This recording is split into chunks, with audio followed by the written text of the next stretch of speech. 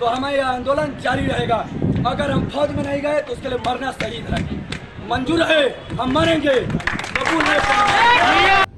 नमस्कार दोस्तों, 14 जून 2022 को एक स्कीम इंट्रोड्यूस करी गई गवर्नमेंट द्वारा, जिसको अग्निपथ स्कीम बोला गया। अब कुछ साल से 20-30 लाख बच्चे जी जान से मेहनत कर रहे थे इंडियन आर्म्ड फोर्सेज में जाने के लिए, और वैसे भी पिछले 2 साल से ड्यू टू कोविड रिक्रूटमेंट बंद थी।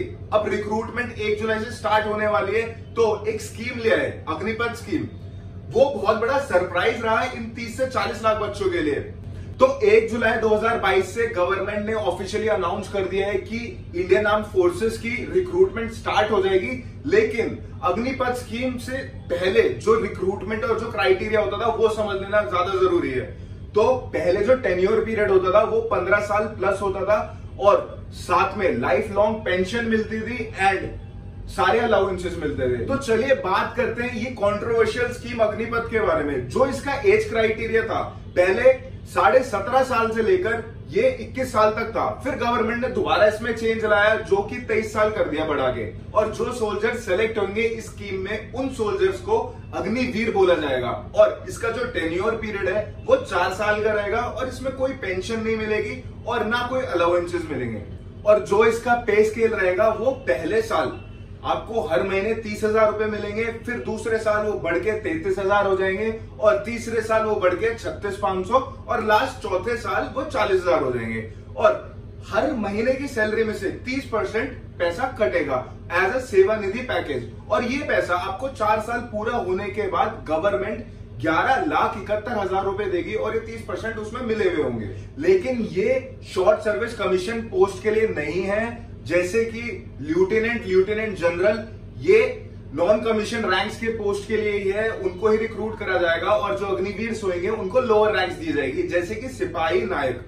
तो गवर्नमेंट ने ये बोला है जो ये टेन्योर पीरियड है 4 साल का, इस 4 साल के बाद जो 25% है उनको रीइनलिस्ट किया जाएगा, सेलेक्ट परमानेंट किया जाएगा। लेकिन जो 75% अग्निवीर है उनको गवर्नमेंट ये बोल रही है कि फर्स्ट प्रायोरिटी देंगे गवर्नमेंट सर्विसेज में और मंत्रालय में। लेकिन ये कोई गारंटी नहीं है। देखिए, ये तो हम और आप जानते हैं कि जो एक इंडियन आर्मी ऑफिसर होता है उसको बड़ी रिस्पेक्टफुल नजरों से देखा जाता है, और उनको बहुत सारे बेनिफिट्स और अलाउंसेस मिलते हैं। लेकिन जो अग्निवीर होंगे इनको बेसिक बेनिफिट्स तक नहीं मिल रहे। और दूसरी बात, यही रीजन है जो कि आज यूथ भड़क रहा है, प्रोटेस्ट करने के लिए आ गया है। लेकिन जो ये प्रोटेस्ट है किसी और लेवल पे ही जा रहा है। और दूसरी बात ये, देखिए, प्रोटेस्ट करना चाहिए, आपका राइट है, लेकिन पीसफुल प्रोटेस्ट। अगर आप पीसफुल प्रोटेस्ट करोगे, आराम से आप गवर्नमेंट के सामने अपनी बात रखोगे, तो गवर्नमेंट भी आपको वेलकम करेगी, आपकी बात सुनेगी। लेकिन जो ये चीज हो रही है ना,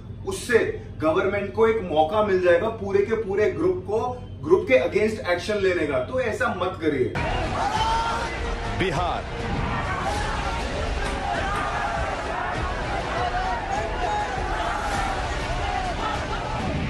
उत्तर प्रदेश,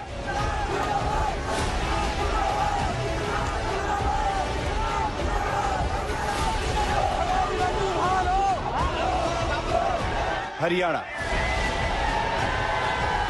देखिए, एक चीज तो है हिंदुस्तान में, अगर कोई एक दिन के लिए भी मिनिस्टर बनता है उसको सारे अलाउंसेस, सारे बेनिफिट्स, लाइफ लॉन्ग पेंशन मिलती है। जो एक सोल्जर देश के लिए जान देने के लिए खड़ा है बॉर्डर पे, अपना घर बार सारी चीज छोड़ के, क्या उसको बेसिक बेनिफिट्स भी नहीं मिलने चाहिए? आप ये चीज कहां तक सही है हमें कमेंट करके बताएं। देखिए, एक माँ बाप जो अपने बच्चे को बड़ा करके, जवान करके देश की सेवा के लिए बॉर्डर पे खड़ा कर देते हैं, उनको ये नहीं पता कि कल को उनका बच्चा 2 पैर पे चल के वापस आएगा कि या फिर तिरंगे में लपेट के आएगा। तो गवर्नमेंट ये बोल रही है कि हमारा जो इंडियन आर्म्ड फोर्सेस का बजट है वो कम है, तो ये जो भगौड़े हैं देश का पैसा लेके बाहर भागे हुए, इनको वापस लाओ, उनसे रिकवर करो।